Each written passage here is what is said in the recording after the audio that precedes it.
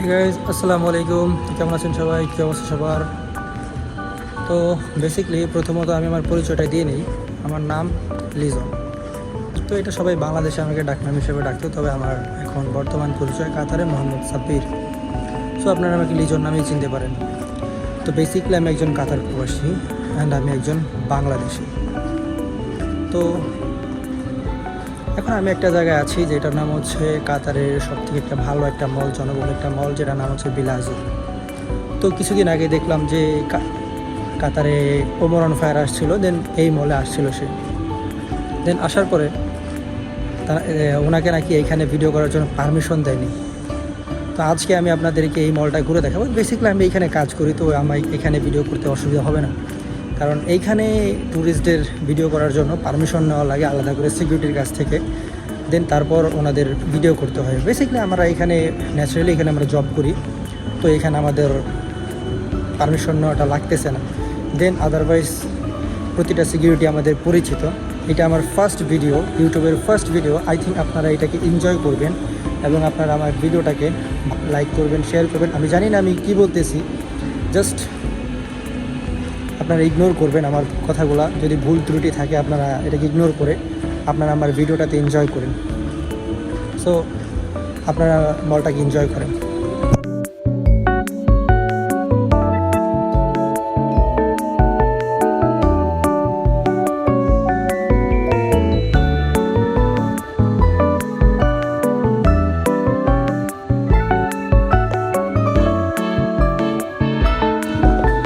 Basically একটা কথা আমার মনে পড়লো মাত্র, যে ওমর ভাই বলেছিল যে এইখানে নাকি কৃত্রিম রং দিয়ে আকাশ বানানো আছে।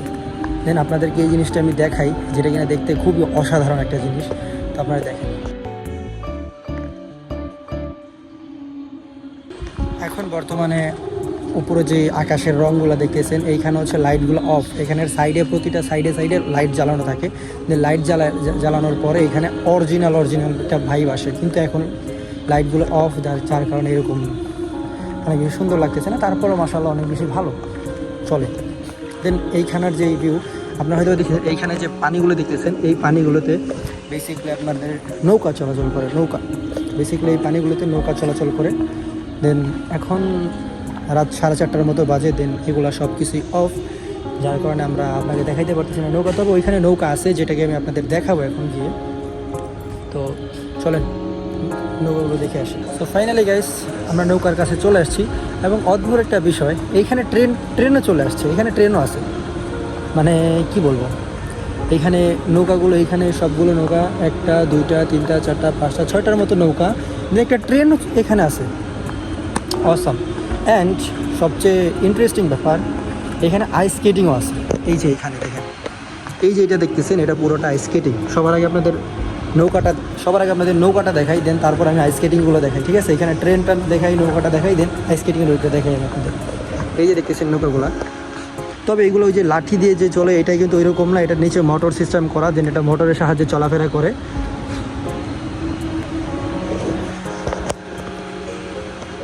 দেন এই হচ্ছে আপনাদের ট্রেন। এটা সব মূলত বাচ্চারা ইউজ করে, বাচ্চারা খেলাধুলা করে এটার মধ্যে। দেন আসলে খুব ইন্টারেস্টিং একটা ব্যাপার। আমি আসছি এইখানে প্রায় 9 মাসের উপর হয়ে গেছে। দেন এখন আমি আপনাদের বলতে পারি যে আমি যখন এখানে আসছি, এর আগে যখন এখানে যখন বিশ্বকাপ চললো, আর্জেন্টিনা যখন ওয়ার্ল্ড কাপ জিতলো লুসাইনের সবচেয়ে বড় স্টেডিয়াম থেকে, কাতারের সবচেয়ে বড় স্টেডিয়াম লুসাইন থেকে, তখন এইখানে প্রতিটা মানুষ রাস্তাঘাটে সারা রাত সারা দিন গান বাজনা বাজাইছে। লিটারেলি এইখানে কাতার যে শেখ কিং, সে কী করছে, কাতারের যে পুরো কাতার আছে সেই পুরো কাতার সাজায় ফেলাইছিল জাস্ট এই ওয়ার্ল্ড কাপের জন্য। ভাই কতটা টাকা হইলে পুরো দেশটাই, কাতার একটা দেশ, এই পুরো দেশটাকে সাজায় ফেলায়। দেন এখন আপনারা আইস স্কেটিং দেখতে পারেন। আইস স্কেটিংয়ের এইখানে মূলত আপনাদের আইসের যে এইগুলো আছে, এইগুলো ওনারা ঢেকে ফেলছে, কারণ এইখানে তো দিন হলে সকালবেলা এগুলো ওনারা উঠায় দিবে। দেন আপনাদের দেখাই, এইভাবেই দেখাই, দেন আপনারা এইভাবেই দেখেন। আই থিঙ্ক ভিতরে দেখতে পারতেছেন যে এইগুলো ঢাকা, এই যেগুলো ঢাকা, এগুলো হচ্ছে আপনাদের নিচে আইস দেওয়া।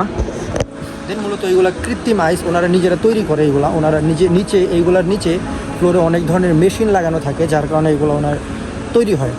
অনেক ভালোভাবে তৈরি হয়। দেন এখন আপনারা দেখতে পাচ্ছেন যে এটা কীভাবে তৈরি হচ্ছে, আমি আপনাদের বেসিক্যালি বলি এটা কীভাবে তৈরি হয়।